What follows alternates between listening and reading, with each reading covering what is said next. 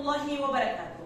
سؤالنا لليوم قلنا إذا كان A زائد B بده يساوي A على B زائد B على A، بحيث A و B أعداد صحيحة موجبة.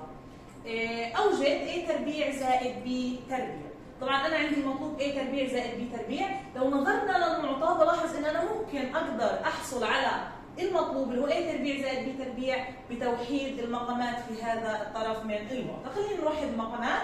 بالنسبة للمعطى عبارة عن A زائد B بدها تساوي، طبعا علشان نوحد مقامات رح نضرب هذا الكسر في A وهذا الكسر في B، فبنلاحظ انه عبارة عن A تربيع زائد B تربيع على A في B.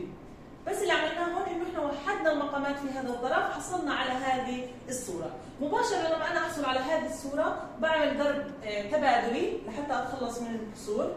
بتصير في عندنا A زائد B مضروبة في A في B بدها تساوي A تربيع زائد B تربيع. بلاحظ انه A في B مضروبة في هذا القوس، خلينا ندخلها على القوس.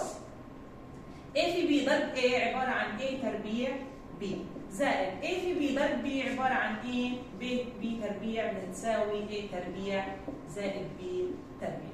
خلينا ندخل هذا الطرف على الطرف الثاني لحتى نصفر هذا الطرف.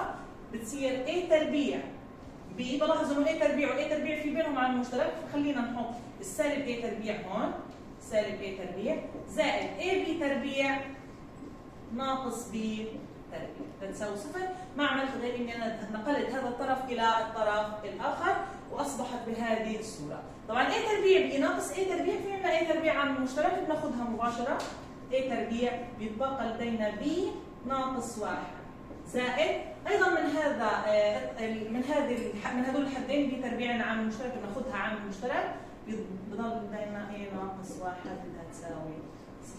طبعا نلاحظ انه هذول الحدين مجموعين لبعض ومجموعهم بده يساوي صفر، وفيهم A تربيع و B تربيع.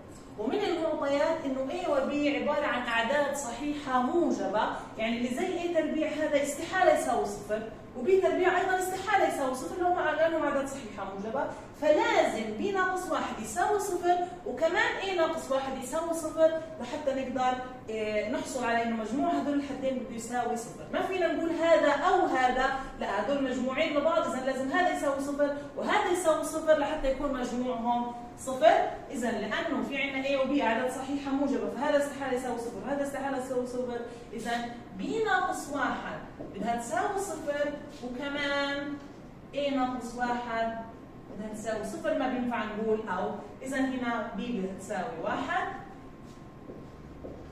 و A بدها تساوي 1. هدول الحلين الوحيدين لهذه المعادله.